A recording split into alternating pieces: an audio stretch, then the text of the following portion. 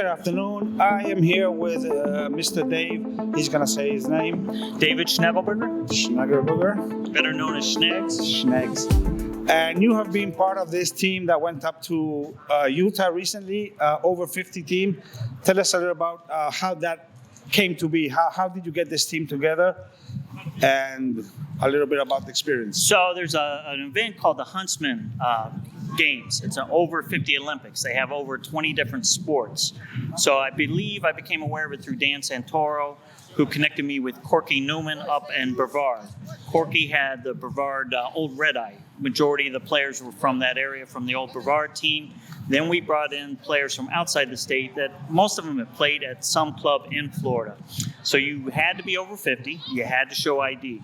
We flew out to Vegas, drove up from there. We stayed in St. George, Utah, right next to Zion National Park. This is like a week event, or? No, it was only a 3-day event. The challenge was they had rain in the desert, if you can believe that, which caused the event to end one day early. And basically, instead of having 3 days of guaranteed one game per day, day 2, we had to play multiple games.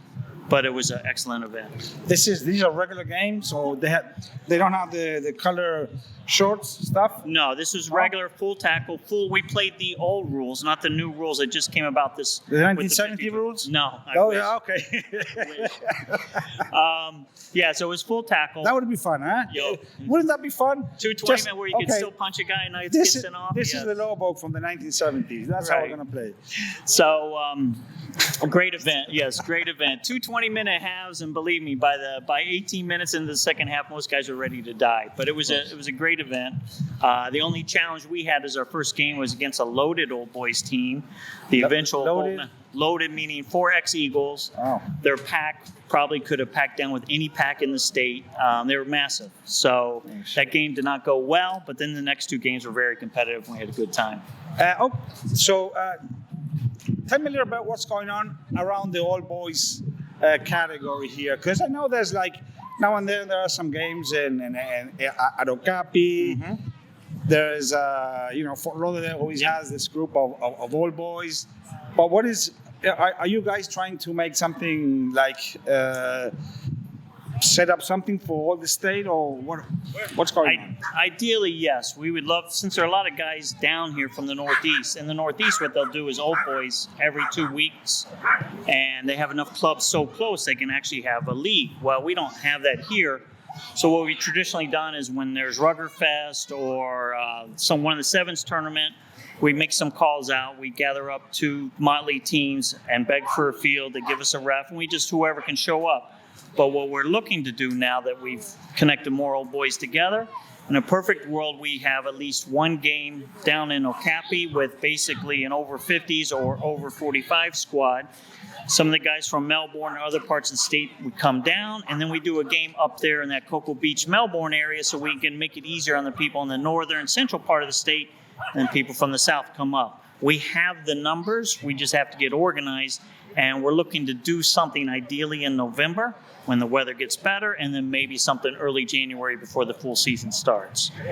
Then you got Rugby Fest. We got Rugby Fest, and we might be able to bring in an outside club from Colorado, for example, along with a couple other old boys clubs. That's the goal. I don't know if that's possible, but that's what we're working towards. I guess one of the good things on top of playing, and with your old pads and stuff, is that now the old boys are like around the rugby, and what can happen is they can started to get involved with the clubs, right? Correct. Which is something that I think we need much more of. It's just like you have all these clubs that have been around forever, 40, 50 years.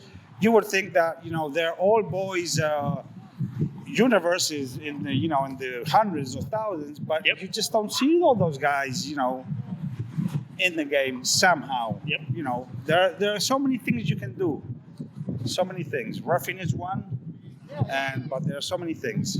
No, and look, the guys still want to play, be fairly competitive, but at the same time, they're not looking to get hurt. We all got to go to work on Monday. Yeah. So therefore, brave man. In the past, some of the old boys games, we had to bring in younger players to fill out a full 15, and that's been a mistake. Yeah, exactly. It's been a mistake. I agree. Yeah, we have to keep the oldies. Keep it all right. Yep. Thank you so. Hey, okay, we'll see you around. We'll be Yes. covering this thing, the All Boys movement. Yep. I think it's one of the parts of rugby that is not developed enough Yes. in the state, and I think we can do a lot. In there. Yep. Thank you, Dave. Good Thank luck you, Joe. today in Thank your you. game. Good, man. Good luck.